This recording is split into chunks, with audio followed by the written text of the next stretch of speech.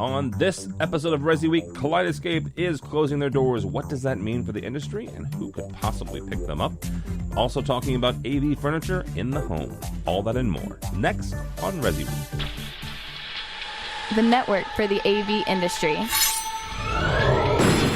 What are you listening to? This is AV. This is AVNation. This is AVNation. This is ResiWeek, episode 29, recorded Tuesday, August 23rd, 2016. So long to Kaleidescape. ResiWeek is brought to you by our fine group of underwriters, companies like Crestron Electronics. This is ResiWeek, the weekly look at the home and residential version of AV. My name is Tim Albright. I am your host. With us, first and foremost, his name is Matt D. Scott. He is with Omega Audio Video and does an awful lot of stuff with us. How are you, sir? I'm doing great. How are you? I am well. I feel weird being on this side of it. Well, this is my show. This is your show. Real quickly, that Matt and his lovely wife had another baby, and so he's, I guess, on paternity hiatus for a couple minutes. Something. I don't really You're know what working, it is. though. I'm still working a ton, but I'm home a lot more right now. Which is good. So. Yeah, it's fun. Also with us is my buddy and pal and one of our fabulous underwriters. His name is Hagai Feiner. He is from Access Networks. Hello, sir. How's it going? Good. Oh, and I shouldn't say this as an afterthought, but you're also on the CDA board. So, yep. All right, very good. All right, so let's get this off. Sad news comes to us by way of our buddies over at CE Pro. Kaleidescape is shutting down. Written by the fabulous Julie Jacobson. Quote unquote. Kaleidescape, the icon of high-performance movie players, lossless video downloads, elegant home automation, integration, and beautiful user experience, is shutting down. It's over. Very well put.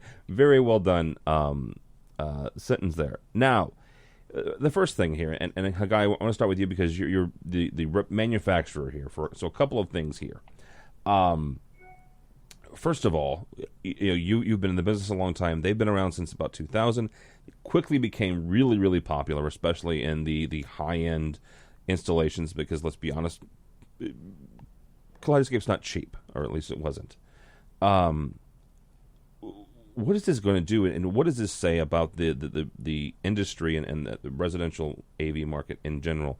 The fact that the Kaleidescape system, which was based around discs, right, to start with, can't make it in this current environment.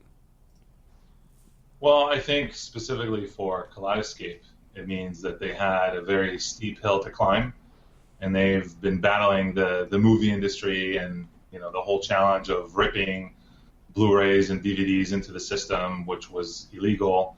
So there was the legal challenge, which was a business challenge. How do you fix that? How do you deal with that?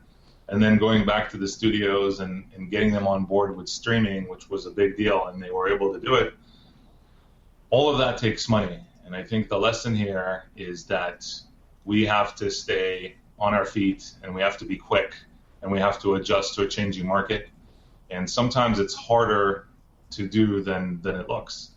And so I think generally speaking, every brand has a cycle. And that cycle is, you're new, you're fresh, you bring something new to the table, and you see success. And that's what you saw with Kaleidescape when they took off. I remember seeing Kalahari Desert, that demo at Signals Audio Video way back when. I think it was 2003.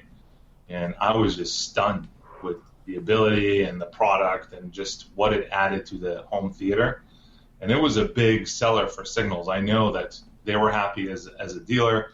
The homeowners were happy with it.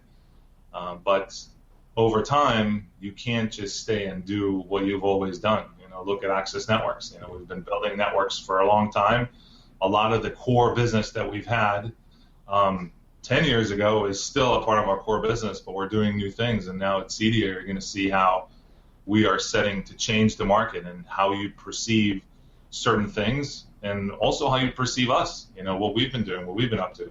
So in that cycle where you're nice and you're new and you're innovative, within time that erodes and then new technologies come in. And if you can't start that new cycle for Kaleidescape was specifically streaming and becoming a part of the mainstream streaming community, then you're going to be in trouble. And sometimes it takes a lot more money than you're able to afford. So it's very unfortunate. I hope that someone picks them up because they've been such an integral part of installation jobs for such a long time. And beyond a moneymaker, I think it really makes the theater. It's one of those elements that create the experience that we're looking for. Well, and that was actually one of the things that in Julie's piece is towards the end goes into who can buy them, right? Who out there thinks that or sees the market for people who enjoy movies, for honestly the cinephiles, right? These are the people who love movies as much as our wax friends love audio. The audiophile part. This is the cinephile part. Is who out there do we think is possibly going to pick them up, Matt? That's a really hard question because really the biggest thing that they have going for them is obviously their interface. You can say what you want about the technology and everything else, but it was the interface and the user experience that made it such a highly desirable thing. Once you get past the fact that it had the fantastic full resolution capability. As far as who's going to buy them, I really don't know.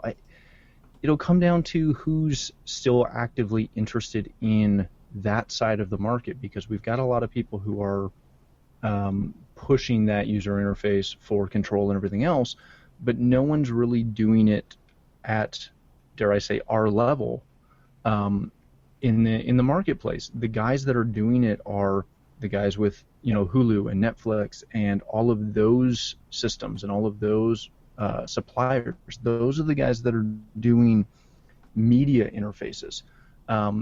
The thing I found a little surprising was this morning I got an email from Request asking or essentially offering to help Kaleidescape users get into one of their media servers. So who knows? Maybe they'll be interested in going after it. But I think it's a really hard thing to say because, and again, I may be wrong in this. Correct me if I am, but I don't know anybody in our side of the industry that's going after this side of technology. They're all looking for ways to make that work. This isn't something Samsung's going to go after. This could be something Apple could go after. No, Apple. But again, Apple has not in our business. They don't need Kaleidescape. No, they don't. No, but they're notorious for buying things that they don't really need to steal one little itty bitty part of. Well, and hang on a second. And Matt brought up something, Hagai. Does Google Alphabet have a K yet? Oh, jeez.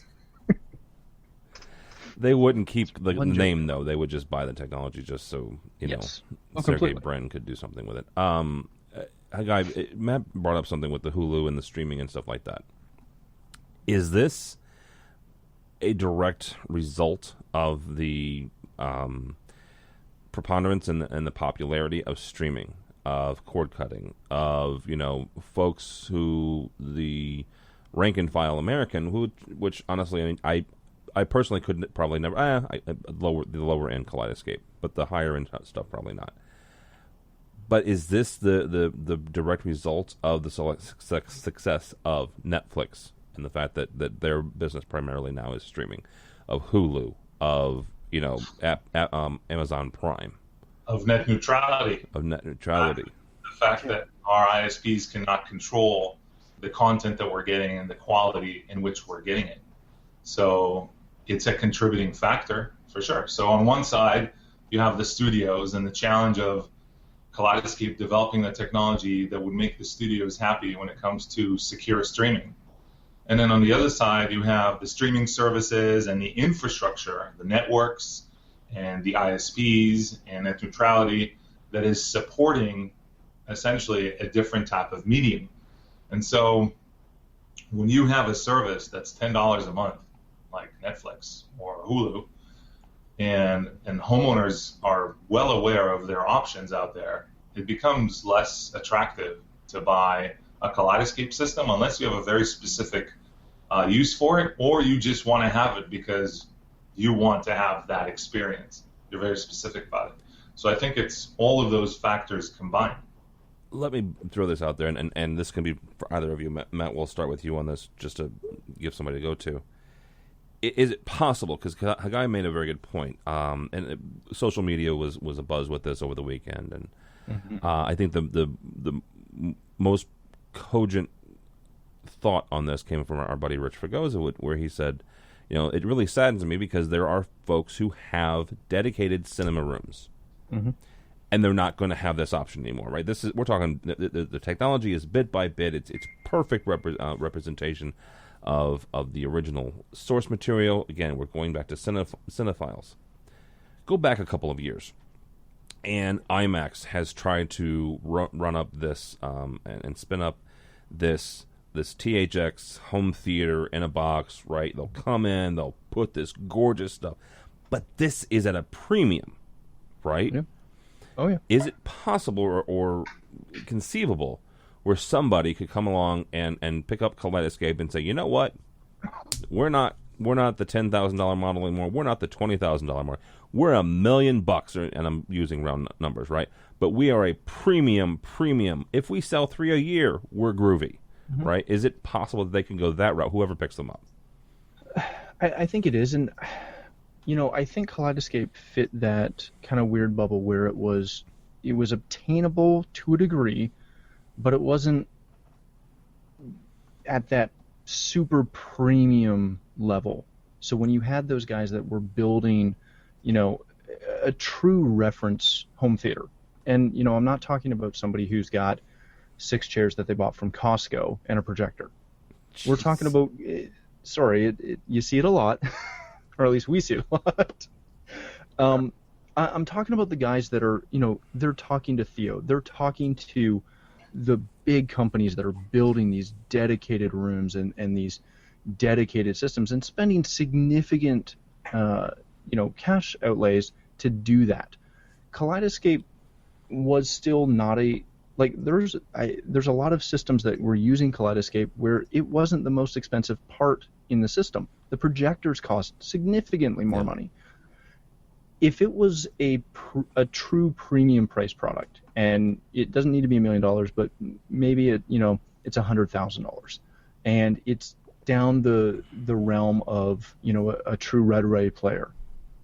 That I see the finger, I see that hand. I don't know if it necessarily needs to be the highly expensive product, but it's got to become or evolve into something that works with the way we're trying to distribute media today. And you look at Red Ray, and there's a couple other media firms media delivery systems. I think there's one called Gemini. I think that's the name, maybe, sort of.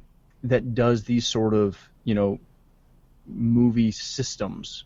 It's not a media player per se, but it's a movie system, and it gets that in that realm. That's where they might be able to play if they're picked up by somebody. But as that $5,000 media server, they're not making enough money to continue to go up against Hollywood, because Hollywood has these archaic concepts of how people are supposed to license and consume their media. All right, Hagai, go ahead. So here's the thought. What if someone like Crestron picks up Kaleidescape and embeds them into their media system, into their control system? They find a model that works to deliver Kaleidescape to the homeowner as a part of having that homeowner buy an automation system. And I'm just throwing Crestron because they're the 800-pound gorilla, right? They could very well do that.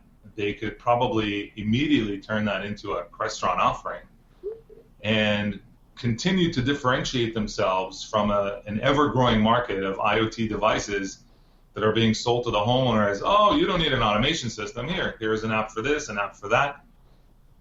I think someone like that, someone of that size and that ability, has a much greater chance turning this into a success than someone trying to, navigate how to bring Kaleidescape back. Kaleidescape needs to become a part of something much bigger completely in order to see success. No, absolutely. It's interesting because didn't Crestron have something similar to this? They had some sort of Yes. universal search. It was called World Search, I believe, or Global Search. Yeah. Global search, something like that. And I remember seeing it. I remember being in the Experience Center in New Jersey and going through it and talking about how awesome it was. And I remember referencing, yeah, it's kind of like a Kaleidescape, and got the evil death eyes of, how dare you mention something similar to what we're doing because we're the only ones doing it, yada, yada, yada. And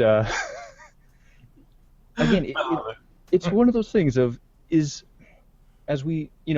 breaks my heart to see Kaleidescape die just because it was the amazing system that really is what you wanted in your theater. You wanted that just, billboard of movie titles that just scrolled through and you could grab whatever you wanted. That's part of the reason you built that theater. It's completely the reason you built that theater. You didn't build that theater to go back into your AV room and drop a disc in. Or turn on your Apple TV and... Yeah, and navigate to your Hulu app and then try and find wait for it to buffer a little bit.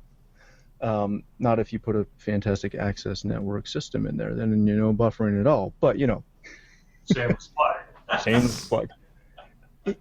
It was one of those devices that, and again, I never owned one. We were never dealers, but we had a client who had one, and I remember servicing it and sitting down and him showing it to us, and again, we had seen it, yada yada yada, but it was just such an amazing piece of technology, and I feel that no matter who buys it, if anybody buys it, it's just going to die, and we're never going to see that again in that system until years down the road. Here's the thing. I don't think we're going to have. I think we're at a point with technology as well as with consumers where that kind of thing is gone. It's toast. It is the equivalent of a record player in the 1990s. Okay, but hold on. Are you talking about the physical hardware? I'm talking about or playing are you talking discs. about the experience? I'm talking about the disc playing. I'm talking about that. No, the experience is not. Absolutely not, because we are, we're visual creatures, for crying out loud. For those of us watching and listening in the States, we watch somewhere between the neighborhood of 5 and 8 hours of TV. Well, in North America, here's the thing. It was a negative comment, so I didn't want to put you in with it. But we watched an inordinate amount of television in general, right? A lot of it's compressed, a lot of it's crappy when it comes to the visual experience, and it's what we've gotten used to. We watch compressed cable, we watch compressed streaming, because that's what's offered. We watch. Yes, Hagai. I totally agree. Look, I have a problem with my DVD player at home. It's a Blu-ray player that has Netflix and Hulu and all those services built in. We have the bandwidth. It's not an issue, but that specific player is really, really slow. Processing power, whatever the resources it has. So flipping between movies or, pause, play, all those functions, that thing is throwaway value at this point. And the one in the living room is functioning just fine. We are compromising because we're not willing to pay for the experience. We're compromising. Yeah.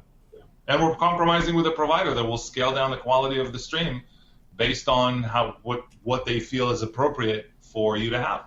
Well, and I was actually even going to go even farther than that. We're compromising with the source material. I mean, let's be honest here. When all of us have kids, my kids watch YouTube as much as they watch Netflix streaming. What's some of the more popular stuff on YouTube? It's not 4K versions of this movie or that movie. It's a kid in his basement, recording how he did this trick on Minecraft, right? It's not 1080p. It's not 4K. God help it if it might be 720. Well, it's that whole thing of they were streaming the Olympics here, some of it in 4K for us. And it was an NBC, which was fantastic because we actually got content. But I was shocked at how often, especially because my wife's been home with the new baby, she'd be upstairs on the couch watching whatever on HGTV, and I would be watching soccer or something while working upstairs in the office on one of my monitors in a scaled maybe 720 digital stream. And I was happy with it because I was still watching it. even though I'd much rather be downstairs watching it in, heck, 1080p uncompressed, let alone 4K, I'd have been thrilled. But we're to that point where, again, just like we had these audio conversations 3-4 years ago about who needs, the high def, reference audio system because most people are playing YouTube. We're now, and have been there for a while, we're now in that video conversation where it doesn't matter that you can offer it in 4K, whether it be compressed or not, because half the guys I know, even though they can watch the Blue Jays in 4K, they're still watching it on a stream on their phone because they're at the office and they play baseball. Why would you watch the Blue Jays? I don't know, but that's what they do. What here. about someone like Meridian picking up Kaleidescape? Ooh, And that would be fantastic. The same thing they've done with audio, doing with video, putting all their weights yeah. and talking to the same people that handle audio who handle video, and pushing for higher quality in the home. Well, and that would be a very interesting marriage because of how effective their Sulu's system is. Not to mention the fact that they just partnered with Barco.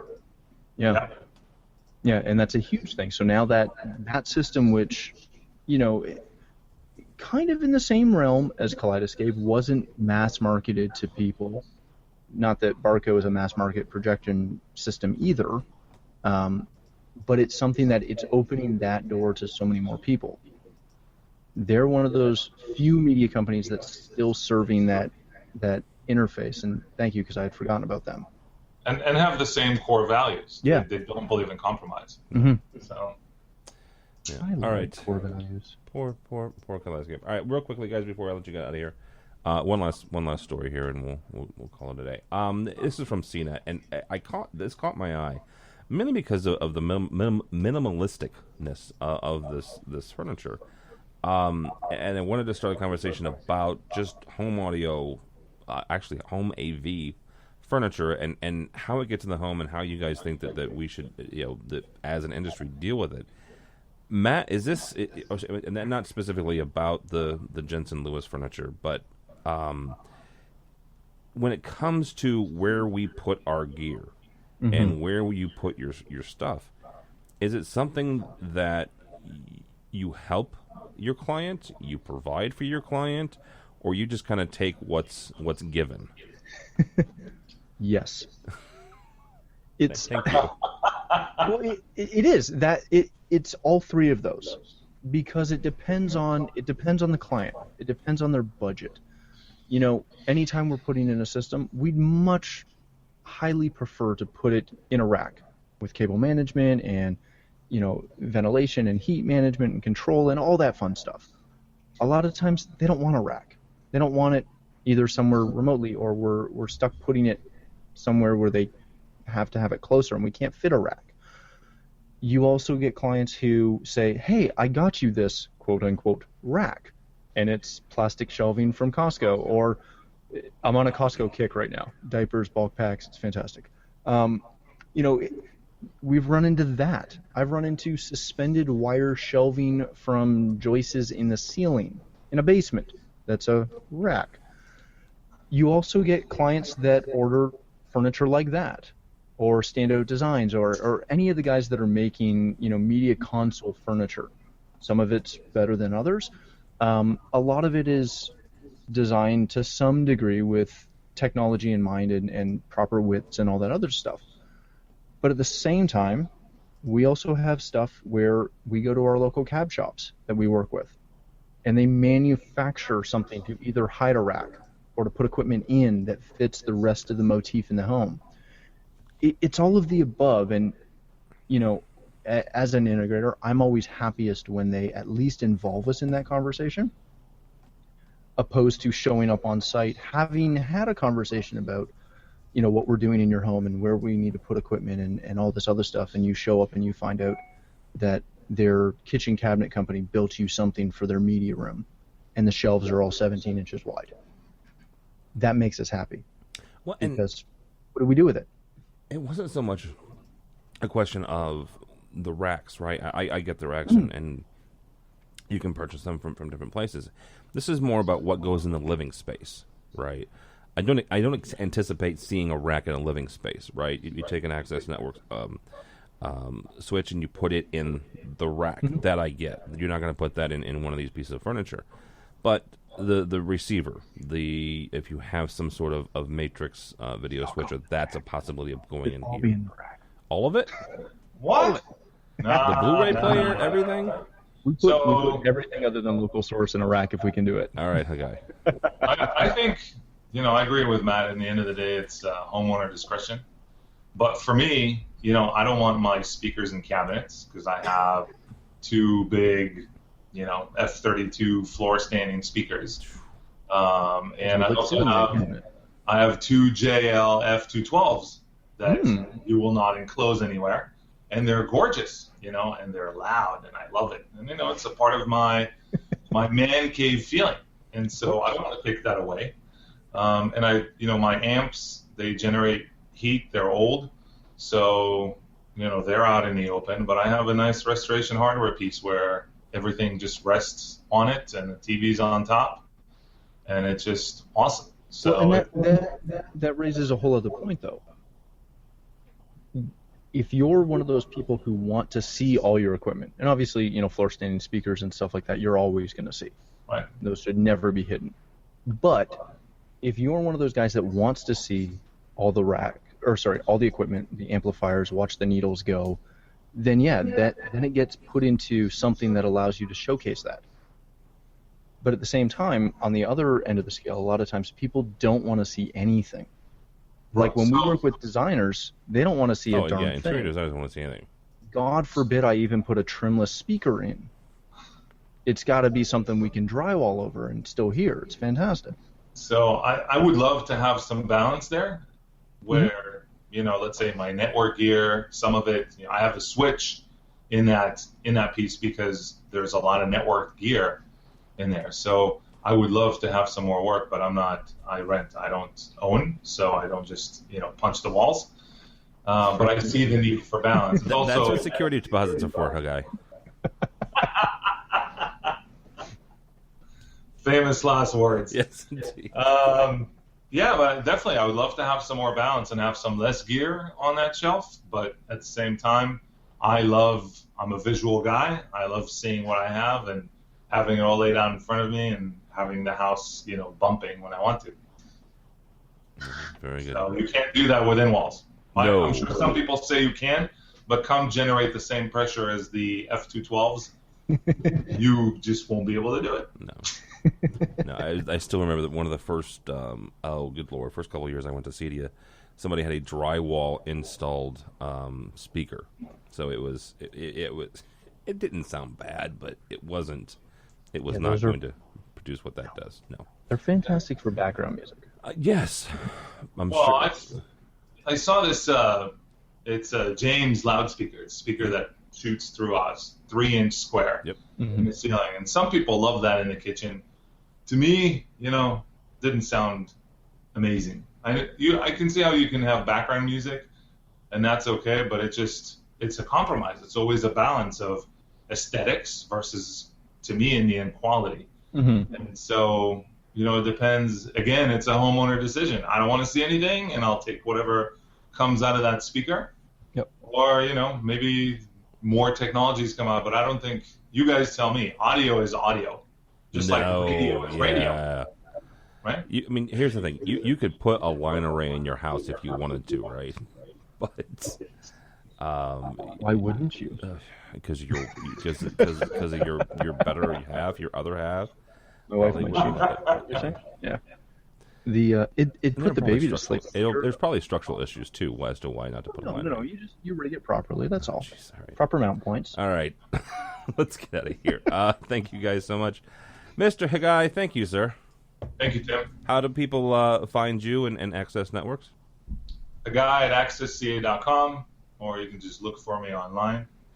And it's Access Networks, accessca.com. You can visit our website or just email me directly. All right, very good. And you will be at the Fabulous CEDIA show in almost a month's time. Well, actually, a month's time now. And our booth that just just changed. We're right next to the CEDIA booth. So if you want to find us, 5112. 5112, very good. Mr. Scott, thank you, sir. Thank you. Thanks for letting me be a guest on my own show. People find you. You can find me on Twitter at Matt D. Scott, or pretty much anywhere at Matt D. Scott or Omega Audio Video, or AVNation.tv, where you can find this show and a wide host of other shows. You can. I'll let you end it. I don't care. No, go for it. All right. My name is Tim Albright. Don't follow me, but as Matt said, go by the website. You will find a whole lot of other shows. We have a pro commercial version of this show called AV Week. We do it on Fridays. You also find an interesting part about AVNation, the fact that our business model involves underwriters. I mentioned the fact that Access Networks is one of our underwriters. They're the folks that let us do what we do. So check them out if you would, please. So AVNation.tv. AVNation.tv. Thanks so much for listening. Thanks so much for watching. This has been ResiWeek.